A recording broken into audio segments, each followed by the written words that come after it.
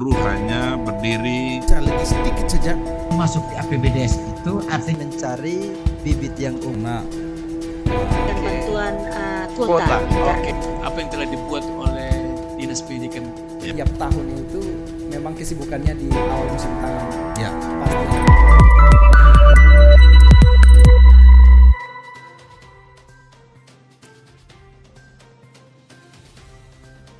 Dari stasiun yang selalu harapan baru 102,7 dan disiarkan langsung dari Dapur Kupang, Sahabat FM 102,7.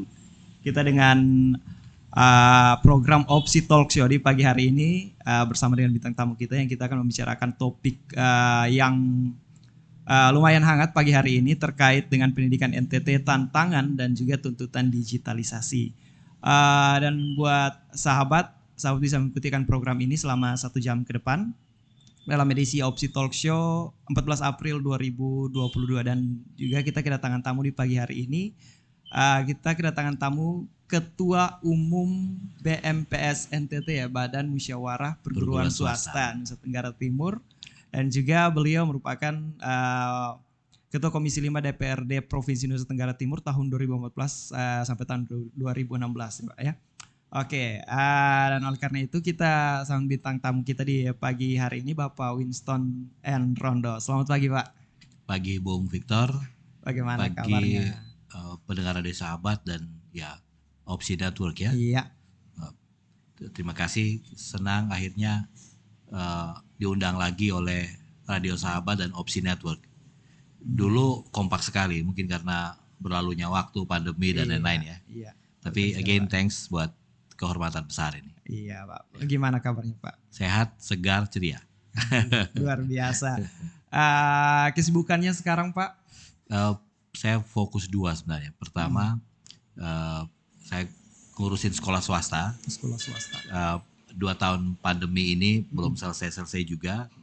Ini pukulan serius betul bagi pertumbuhan sekolah swasta. Kita tidak hanya jalan di tempat, tapi terhadap perubahan kan sebenarnya kita mundur. Betul. Ya. Ya. Kita ketinggalan betul. Apalagi kalau hitungannya pertumbuhan karakter siswa. Ya.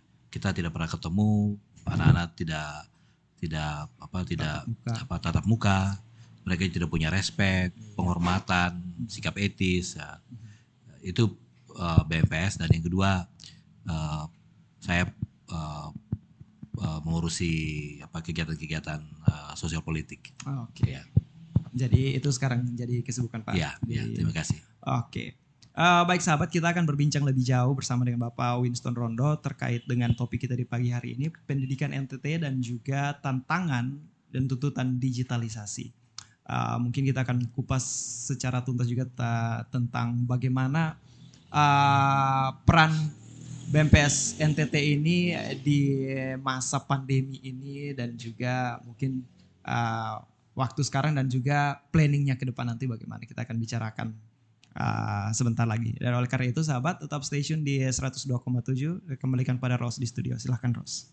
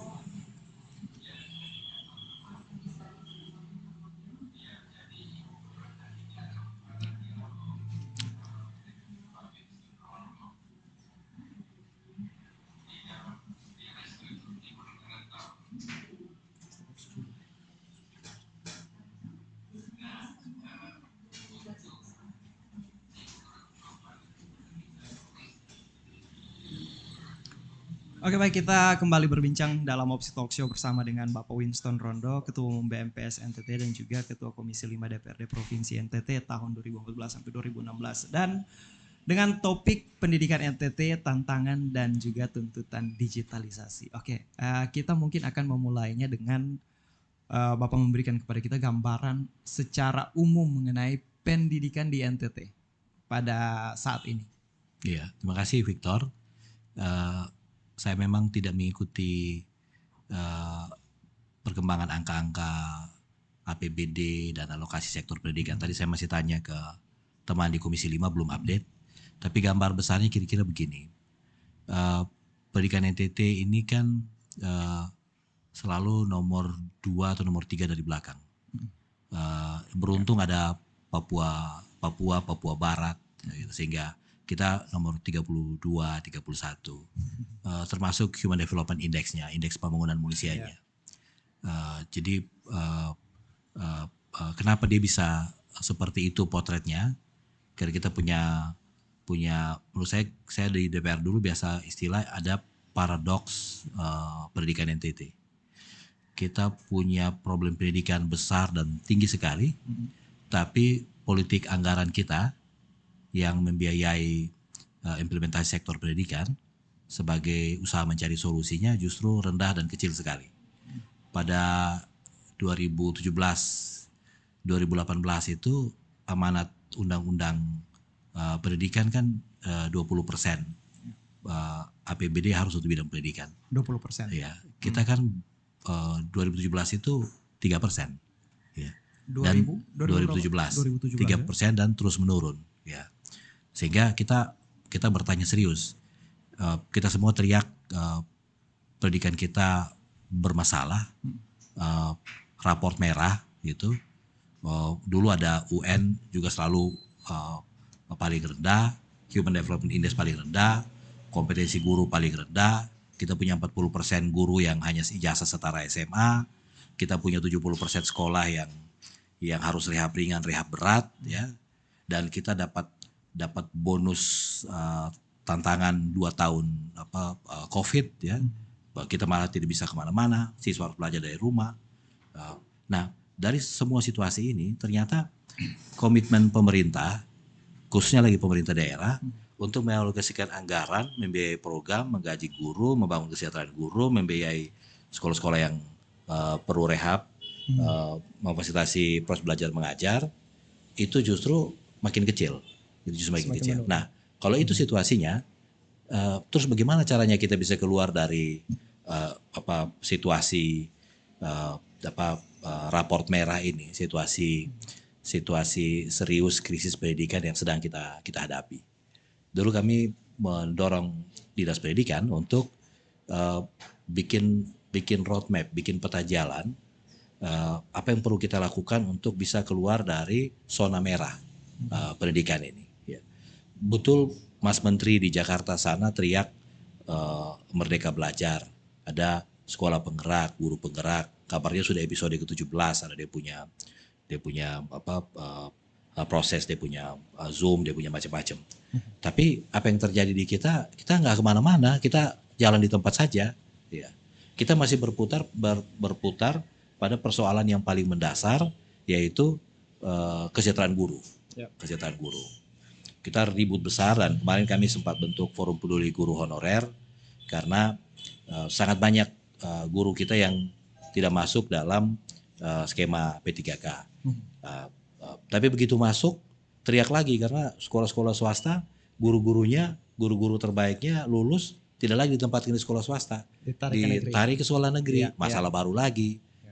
Saya kemarin masih lihat Pak Wali Kota Kupang salah satu ketemu Komisi 10 untuk bicarakan aspek ini, bagaimana supaya rekrutmen guru P3K itu dan pegawai P3K secara umum itu diserahkan ke daerah, biar mereka yang menentukan sesuai dengan kebutuhan mereka, karena ada yang sudah 30 tahun kerja, sudah mau pensiun tapi tidak dapat kesempatan, padahal pengabdiannya luar biasa. Nah, jadi itu kira-kira gambar besarnya. Kita nafsunya tinggi, tekadnya bagus, tapi semangat dan ongkosnya kurang. Ya. Belum lagi realitas baru, saya berterima kasih karena Pak Gubernur melakukan terobosan pinjam di SMI, sarana multi infrastruktur, pinjam berjangka menengah 1,5 triliun. Saya periksa-periksa dari 1,5 triliun itu berapa duit untuk memperbaiki sekolah kita yang rusak? Nggak ada, bos. Itu hanya untuk bikin jalan dan ada beberapa program ekonomi, infrastruktur jalan dan beberapa infrastruktur ekonomi. Tapi tidak ada 1 sen pun saya kira saya berani untuk berdebat itu tidak ada alokasi untuk pendidikan. Nah, lalu kalau Pak Gub di mana-mana pidato bicara tentang rendahnya mutu pendidikan NTT karena kita kurang berbuat banyak di sana. Pidato kita terlalu tinggi tapi duitnya kecil. Nggak jalan itu, bos. Ya, menurut saya kalau bicara gambar besar pendidikan kita, ya kira-kira begitulah kita dengan 10 tahun yang lalu masih begitu-begitu saja pidatonya. Sidang-sidang DPR-nya tema-temanya begitu-begitu saja. Begitu mau gerak cepat, taruh duit besar-besaran supaya solusi untuk, taruhlah begini, kita punya 3 soal pendidikan. 1, infrastruktur sekolah. 70% sekolah perlu rehab ringan, rehab berat.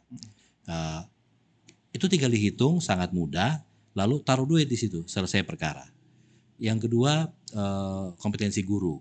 40% guru dari 100.000 yang kita punya, 100.000 guru, kira-kira itu SMA, ijazahnya SMA. Nah, berarti program besar-besaran untuk sekolahin para guru itu dengan berbagai metode. Itu taruh duit serius di situ pasti beres itu. Atau kursus-kursus, diklat dan lain-lain. Terus yang ketiga, berkaitan dengan ya itu satu itu, kedua lalu kesehatan guru secara umum, memang itu butuh intervensi pusat. Tapi kalau kemarin kita sudah melakukan terobosan dengan pembiayaan guru kontrak. Ya. Sekarang kalau sudah ada skema P3K, fight abis-abisan aja di pusat supaya alokasi makin besar, biaya pusat tapi rekrutmen dari daerah. Nah kalau guru kita, Bung, ini disuruh merdeka belajar sekolah penggerak, guru penggerak, gajinya, kita punya data itu 40% guru itu masih digaji di bawah 500.000. Ya. Guru penggerak, guru digital itu urusannya laptop, pulsa data, SDM atau skill olah digital. Iya. Dengan 500.000 dia bisa apa, Bung? Itu cepat-cepat pulang sekolah untuk sambung ojek supaya bisa nambah-nambah buat sekolah. Kalau tidak masuk kebun. Ya, saya kira itu masih realitas kita dan saya tidak menutup mata bahwa sebagai BMPS NTT sebagian besar sekolah swasta kita ada pada zona merah itu. Sekolah negeri yang dibantu pemerintah saja begitu sulitnya, begitu menderitanya. Apalagi sekolah-sekolah swasta yang dibiayai langsung oleh masyarakat. Pertanyaan selanjutnya Pak, tadi Bapak mengatakan bahwa memang di dalam DPRD sendiri itu cuma dianggarkan sekitar 3% tadi Pak ya? Kalau tidak salah untuk pendidikan NTT. Jadi kalau anggarkan itu DPR biasa bagian ketok palunya. Tapi alokasi anggarannya dari pemerintah, dari eksekutif ya. Kita kalau dulu pengalaman saya sebagai DPR, kita tidak bisa ketok palu untuk angka yang tidak diberikan oleh pemerintah. Jadi kalau pemerintah cuma kasih Rp10 ya itu aja sudah yang kita bagi remah-remahnya. Padahal yang kita butuh Rp100 misalnya. Kenapa? Karena terlalu banyak dipakai untuk prioritas lain. Untuk bikin jalan raya begitu, Bung. Kalau dalam sidang-sidang DPR dulu ini romantisme saja, saya selalu kritik. Kalau kita bikin jalan provinsi, jalan Butas 2.700 km, masuk melewati kampung-kampung yang jauh, itu membuka isolasi geografis. Tapi siapa yang lewat di sana? Siapa yang punya oto, mobil? Siapa yang sanggup beli mobil? Apakah orang-orang kita yang tidak tamat SD, SMP akan sanggup punya kendaraan untuk punya mobil dan kemudian bisa memakai memakai jalan itu? Itu bukan untuk rakyat, ya. Betul bisa mendorong pertumbuhan ekonomi, tapi yang dibutuhkan hari ini oleh rakyat kita yang stunting, yang punya masalah gizi buruk adalah pendidikan yang memadai dan ekonomi yang kuat sehingga keluarga sanggup memberi makan anak-anaknya. Thanks buat inisiatif Pemda ya untuk program penanganan gizi buruk, stunting yang makin agresif. Itu poin bagus. Tapi apakah peran DPR cuma mentok di ketok palu? Kalau tidak bisa ada menambahkan penganggaran lain karena memang kan posisi DPR di situ kan melihat kebutuhan rakyat. Iya. Jadi begini, ini ini berkaitan dengan alokasi, berkaitan dengan kebijakan alokasi. Jadi kalau duit kita waktu lalu itu 6 triliun, ya 6 triliun, kira-kira 800 juta itu untuk pendidikan, tapi termasuk kadang-kadang termasuk dana BOS. Yeah. Dana BOS kan dari pusat itu, Yeah. dana BOS. Nah itu pagu alokasinya sudah dibatasi. Ini nggak bisa lagi nambah Pak, karena penerimaan pajak kita kecil. Jadi Bapak cuma bisa muter-muter aja di alokasi itu. Nah itu dinamika sidang-sidang anggaran. Tapi mungkin untuk lebih up to date, perlu undang juga Ketua Komisi 5 DPRD supaya dia bisa update situasi paling akhir. Apa sih yang sudah bisa dikerjakan dengan alokasi dana yang terbatas itu? Kami kan dia kasih tahu ya, kita daerah miskin susah, jadi cukupkan yang ada deh begitu. Tapi kan tidak adil ketika tahu bahwa kita berani minjem 1,5 triliun untuk bikin jalan raya, dan ada klaim tahun depan itu sudah beres semuanya. Tapi kenapa kita tidak bisa melakukan yang sama untuk pendidikan kita? Ya. Untuk 70%, 6.800 sekolah SD sampai SMA SMK yang perlu rehab ringan dan rehab berat. Itu sekolah-sekolah yang rusak waktu Seroja 4 April tahun lalu yang sudah ulang tahun kemarin, itu belum semua diperbaiki. Masih ditinggalkan kosong karena tidak ada cukup seng dan sebagainya. Ya. Siswa bertumpukan, berlumpur kalau hujan, panas kalau kemarau dan sebagainya. Nah ini kita lihat dari sisi mau dibilang ini sisi negatifnya Pak. Kalau perkembangan positifnya dari pendidikan di NTT ada tidak Pak? Atau memang semuanya memang menurun? Kalau saya devil advocate ya. Jadi pena DPR itu kan harus tajam untuk membangun kritik konstruktif ya. Kalau pengalaman saya, kita nggak bisa biarin triliunan uang itu dia diprioritaskan di area yang berbeda, di hal-hal yang sebenarnya tidak terlalu prioritas ya. Tapi kalau pendidikan saya kira kemarin di bawah Pak Linus Lusi kan dia memberi perhatian luar biasa bagi pengembangan SMA SMK misalnya. SMK. Ya. Dulu kan kalau masuk SMK kampanyenya bisa langsung kerja. Ya. Periksa SMK kita bagaimana? Mungkin dari 10 satu SMK saja yang bisa memberi jaminan itu. Kenapa? Karena sekali lagi alokasi anggarannya kecil-kecil. Dia tidak punya lab yang cukup kompeten untuk anak-anak begitu keluar bisa langsung masuk pasar kerja. Ya. Tapi kemarin itu lagi diusahakan betul, dibangun kompetisinya, dicari alokasi anggarannya. Ya. Dan saya dengar juga ada linking dengan program-program seperti TJPS dan lain-lain. Ya. Nah itu kan sebuah inisiatif yang bagus sekali. Saya punya catatan begini. Dan ini juga saya kira Radio Sahabat salah satu yang concern dengan isu pendidikan. Periksa deh 2 tahun ini 2020-2021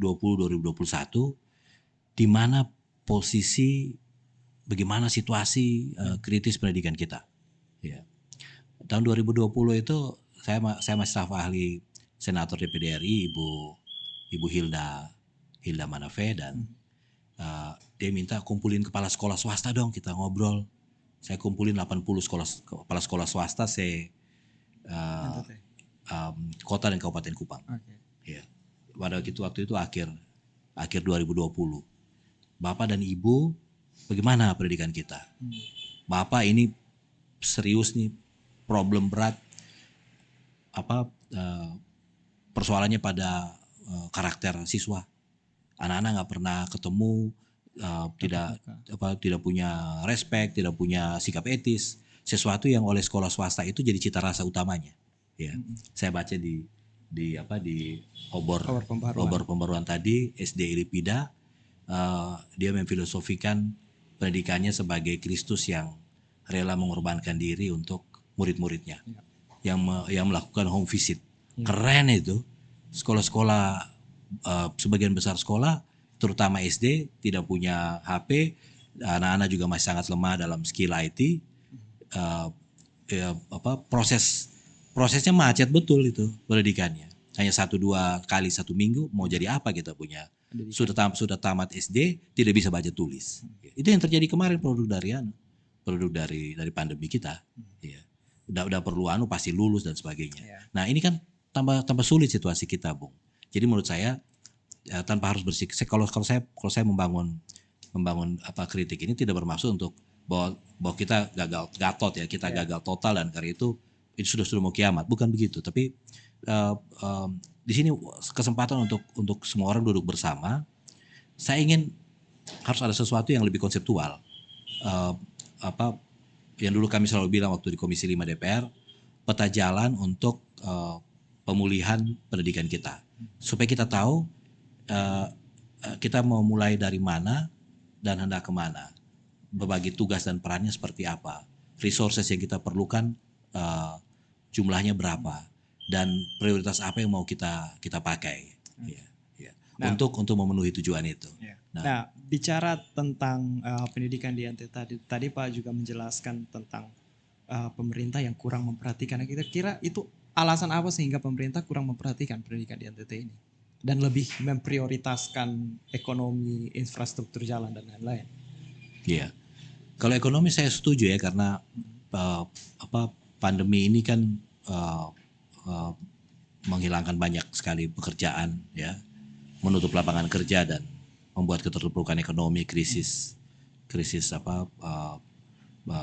moneter macam-macam ya. Tapi infrastruktur itu debatable. Jadi begini, biasa saya bilang begini. Ini kan soal kesadaran untuk politik anggaran. Kita mau pilih mana? Bikin jalan di mana-mana supaya orang bisa berpergian dari satu tempat ke tempat yang lain. Kalau jalan itu proyek besar dan proyek besar itu fee-nya jelas, ya, walaupun tidak selalu ya. Ini cuma wasangka saya saja. Sedangkan kalau urus pendidikan itu dia butuh kesabaran, dia butuh kerja keras luar biasa, butuh networking, butuh berbagi peran dan harus dimulai satu-satu. Ya. Kalau di parlemen itu kan soal cara pandang politik. Kan lebih mudah, politiknya itu kan politik jalan, jembatan dan infrastruktur. Ya. Bikin lebih cepat, mudah, kelihatan, tangible. Ya. Tapi kalau ngurus pendidikan kan tidak kelihatan, Om. Dia baru tamat SD baru bisa ukur dia punya kualitas pendidikan waktu hasil UN. Tamat SMP atau setiap 5 tahun 10 tahun baru ukur Human Development Index. 30 tahun kerja juga belum tahu kelihatan. Bisa jadi karena politik kita terlalu instan.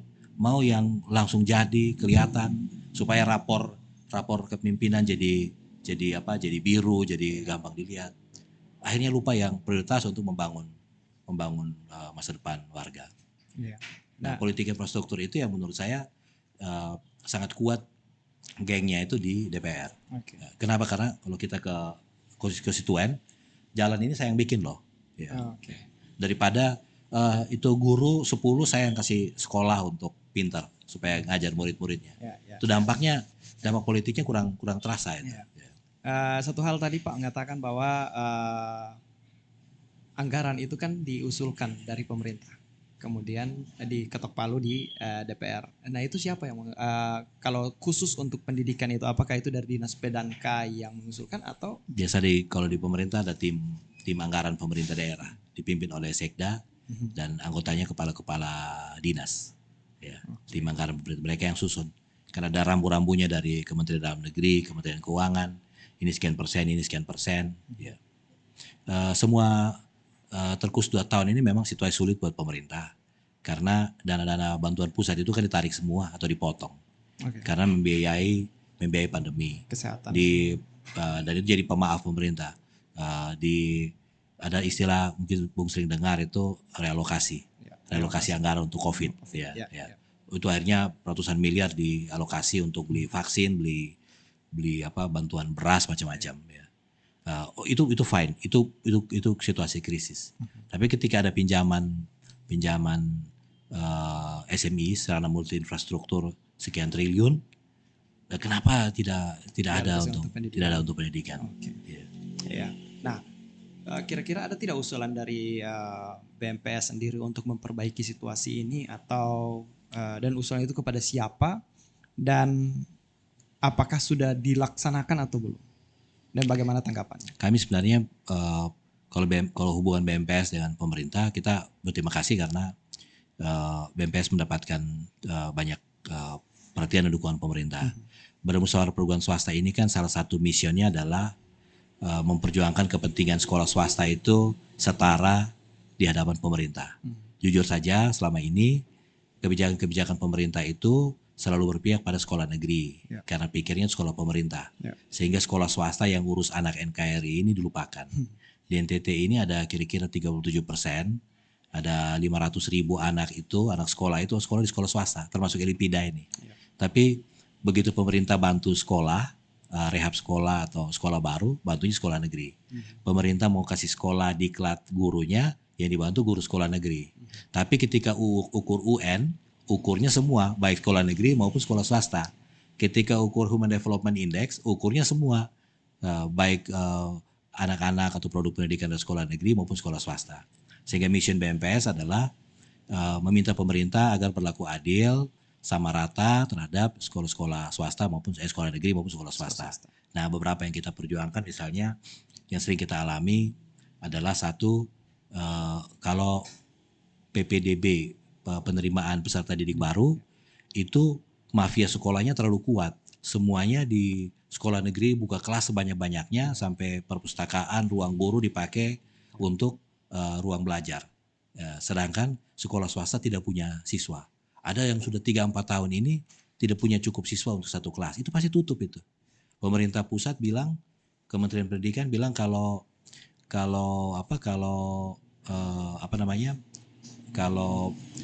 sekolahnya siswanya kurang dari jumlah sekian, itu dana bosnya akan dicabut. Itu kan membunuh itu sekolah. Nah, itu salah satu contoh yang kita selalu perjuangkan dan terima kasih didukung pemerintah. Atau kita minta, waktu saya dulu masih Komisi 5, saya selalu bilang sama pemerintah, bantuin dong itu guru-guru honor, gajinya di bawah 500.000. Pemerintah provinsi waktu itu mendukung alokasi 500.000 untuk 500.000 untuk guru negeri, kira-kira 300.000 untuk sekolah swasta, guru swasta. Saya protes kenapa dibedakan, harusnya kan sama saja.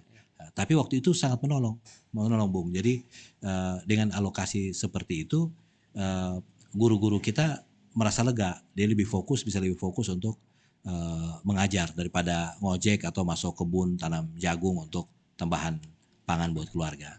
Itu contoh praktik-praktik kecil yang kita buat, kita kerjakan bersama-sama dan gayung bersambut dengan kebijakan pemerintah. Pak Linu salah satu yang paling care, paling aktif dalam kegiatan-kegiatan memperkuat sekolah swasta. Oke, baik. Kita akan break sejenak, Pak. Dan kita akan melanjutkan lagi dengan topik kita tentang pendidikan NTT, tantangan dan tuntutan digitalisasi. Oke. Saya kembalikan pada Ros. Kita belum masuk ke tuntutan digitalisasi. Iya. Baik, kita akan masuk sebentar lagi kembali pada Ros di studio. Silakan, Ros. Oke, baik, masih dari Restoran Dapur Kupang dan juga masih bersama dengan Bapak Winston Rondo, Ketua Umum BMPS NTT dan juga Ketua Komisi 5 DPRD Provinsi NTT tahun 2014 sampai 2016. Dan kita masih berbincang terkait dengan topik kita pendidikan NTT, tantangan dan juga tuntutan digitalisasi. Baik, kita akan berbicara mungkin terkait dengan tuntutan digitalisasi ini, Pak. Ini era 4.0 dan juga berhubungan dengan situasi pandemi yang dimana menuntut mau tidak mau kita harus menuju ke era digitalisasi ini. Pandangan Bapak bagaimana?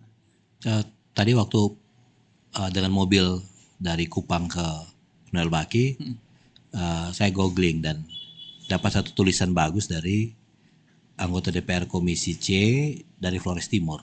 Rupanya dia orang pendidikan, magister. Jadi dia bedah pendidikan di Kabupaten Flores Timur. Dari TK, SD, SMP, ya. Dan datanya menarik. Untuk level taman kanak-kanak, PAUD, bla bla bla prasekolah, dalam urusan dengan kesiapan untuk menuju pendidikan digital, sekolah digital, itu kan 2023 3 triliun mau dialokasi, pemerintah mau pengadaan berapa 15 juta laptop kayak gitu-gitu kan. Untuk level paling dasar itu belum ada yang siap, belum ada satupun yang siap, zero ya. Dalam urusan dengan teknologi informasinya, sarana prasarananya. Ya. Untuk tingkat SD itu 9,4% dari kira-kira 200 sekolah. Ya. Itu NTT atau Flores Timur? Flores Timur. Ini kan saya tidak punya data NTT sehingga baiklah Flores Timur jadi studi kasus kita. Ya. Lalu SMP ada kira-kira dan itu ada kira-kira 200 sekolah, ada 48% sekolah negeri, sisanya sekolah swasta. Itu kesiapannya 40%. Ya, 40%. Kelihatannya makin ke atas dia makin baik. Tapi persiapan SDM kita itu fondasinya, dasarnya justru pada prasekolah dan sekolah dasar. Ya. Dan itu tulisan terbaru, data terbaru 2022. Berarti catatannya termasuk apa yang kita alami kemarin sepanjang periode pandemi COVID ya, periode yang anak-anak sekolah di rumah dan sebagainya. Ya, dan itu menggambarkan dua hal. Pertama, memang 2 tahun COVID itu kita bingung, kita nelangsa, kita tidak tahu mau buat apa begitu. Alokasi dana juga semua kabarnya ke urusan COVID. Jadi betul-betul pendidikan kita kalau mau saya sebut agak terlantar dalam urusan dengan kesiapan digital. Padahal kan mestinya pandemi COVID ini bekah tersembunyi untuk memacu lebih cepat digitalisasi pendidikan kita, digitalisasi sekolah kita.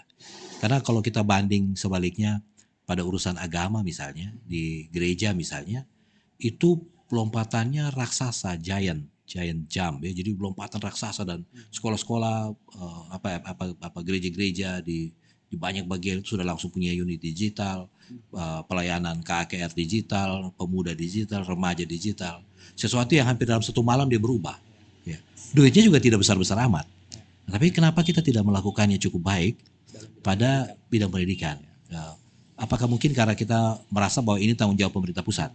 Sedangkan di pusat juga duit habis untuk berbagai urusan yang lain yang terkait dengan COVID. Di provinsi juga begitu. Kita tiarap semua karena anak-anak sekolah di rumah, jadi itu urusan orang tua. Orang tua yang selama ini menyerahkan semua urusan pada guru kan bingung. Yang bekerja itu kan sapu gemuti untuk pakai pukul anak karena dia bingung cara mengajar anak misalnya begitu. Nah itu yang sebenarnya terjadi di sekolah kita dalam urusannya dengan kesiapan memasuki pendidikan digitalisasi pendidikan atau digitalis sekolah digital. Ya. Kan hitungannya yang paling dasar itu 4 saja itu. Laptop, internetnya, pulsa data, sinyalnya dan skill gurunya, ya, skill gurunya. Nah, kalau pemerintah pusat juga memberi aneka rupa insentif program, tapi waktu lalu kami kritik karena misalnya dia diprioritaskan hanya untuk sekolah-sekolah di sekolah-sekolah negeri atau sekolah-sekolah yang muridnya banyak. Tapi yang di pelosok yang tidak mengakses informasi nggak dapat apa-apa. Ya, itu betul belum lagi itu jadi masalah kita. Atau problem network atau jaringan atau sinyal yang blank spotnya sangat banyak di tempat kita. Nah ini kemudian memberi gambaran bahwa kita nggak belajar 2 tahun ini untuk mengembangkan kesiapan sekolah kita memasuki era digital. Jadi Internet of Things, 5G macam-macam itu cuma lagu merdu di kaset-kaset ceramah, Zoom, webinar begitu, tapi belum nyampe di sini. Kota saya lihat ada perubahan, ada pertumbuhan. Tapi kampung saya di Kabupaten Kupang segitu-begitu aja tuh. Saya justru melihat banyak perkembangan di sekolah swasta. Kenapa? Karena mereka kan memang dari dulu biasa berjuang sendiri. Kalau tidak mampu menarik siswa, pasti tidak akan ada siswa baru dan tidak sanggup bayar gaji guru dan sebagainya tuh. Sehingga akhirnya pendidikan sekolahnya dibuat kreatif ya. support untuk peralatan-peralatan IT, skill guru dan aplikasi-aplikasi teknologi itu jalan bagus di banyak sekolah swasta kita. Walaupun mereka akui dampak pembelajaran jarak jauh, pembelajaran daring itu juga besar sekali terhadap karakter atau siswa. Ya. Jadi menurut saya kalau begini cara kita urusin pendidikan kita, ini berat ini. Ya. Belum lagi COVID ini kan berarti kehilangan lapangan pekerjaan, pengangguran, kesanggupan orang tua beli pulsa data, beli handphone untuk siswa itu menjadi makin lemah. Walaupun ada subsidi pemerintah di mana-mana. Ya ini itu membuat kesiapan baik di lini orang tua, siswa dan murid juga makin lemah. Kalau begitu kira-kira apa sih usulan Pak untuk supaya kita bisa bersaing dengan provinsi-provinsi lain terkhususnya dalam bidang digitalisasi ini? Iya, menurut saya gerbongnya itu penarik gerbong, lokomotifnya itu pemerintah. Iya, dan periksa deh itu alokasi anggaran kita malah berkurang selama COVID karena hitungannya siswa kan nggak ke sekolah, sehingga kita nggak perlu alokasi banyak-banyak untuk pendidikan kita. Kalau menalar kebijakan pemerintah itu nggak bisa lihat pidato-pidato bagus dari gubernur dan bupati atau wali kotanya, tapi lihat angka-angka real alokasi anggaran untuk pembiayaan sektoralnya. Nah, sektor pendidikan misalnya, itu duitnya berapa dibanding tahun lalu, meningkat nggak? Meningkat itu di bagian apa? Kalau hari ini kita punya problem dengan pendidikan daring, ada berapa laptop yang diadakan buat siswa? Atau kalaupun itu bantu pulsa data, fasilitasi untuk insentif buat guru yang melakukan home visit ke rumah-rumah misalnya. Nggak ada tuh Bung, nggak banyak itu.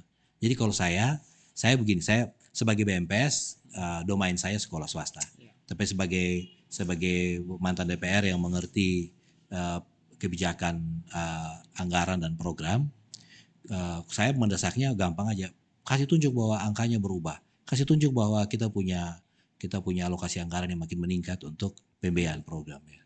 Kita sibuk karena memang mindset Bung, ini mindset di kepala kita itu pembangunan adalah jumlah peningkatan jumlah jalan, jembatan dan gedung-gedung baru, ya.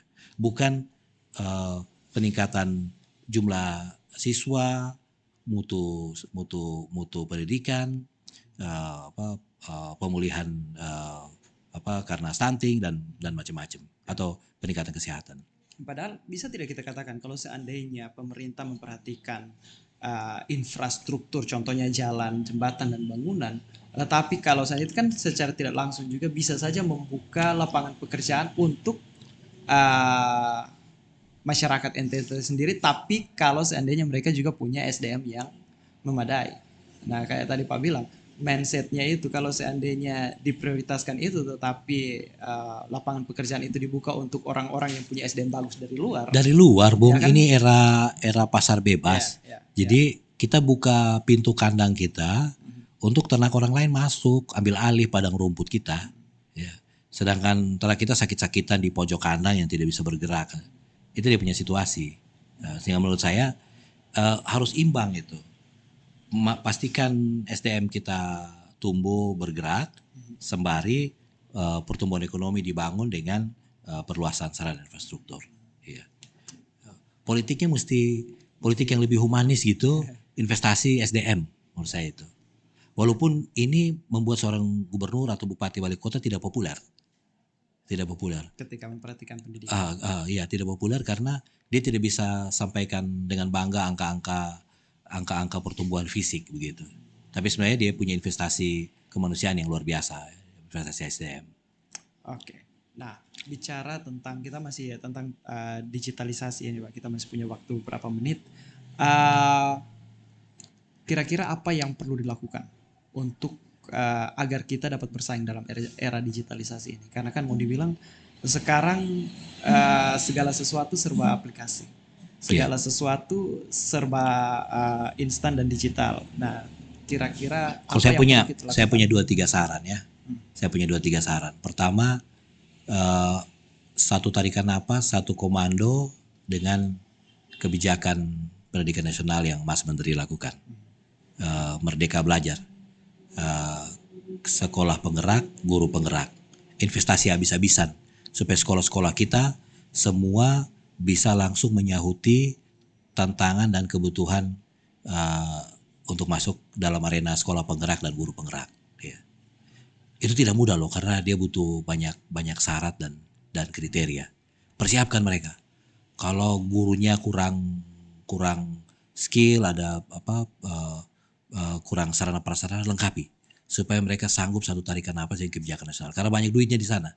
Kita nggak bisa kalau kita masih susah untuk alokasi anggaran daerah, pastikan kita, karena ada begitu banyak keuntungan yang bisa kita lakukan.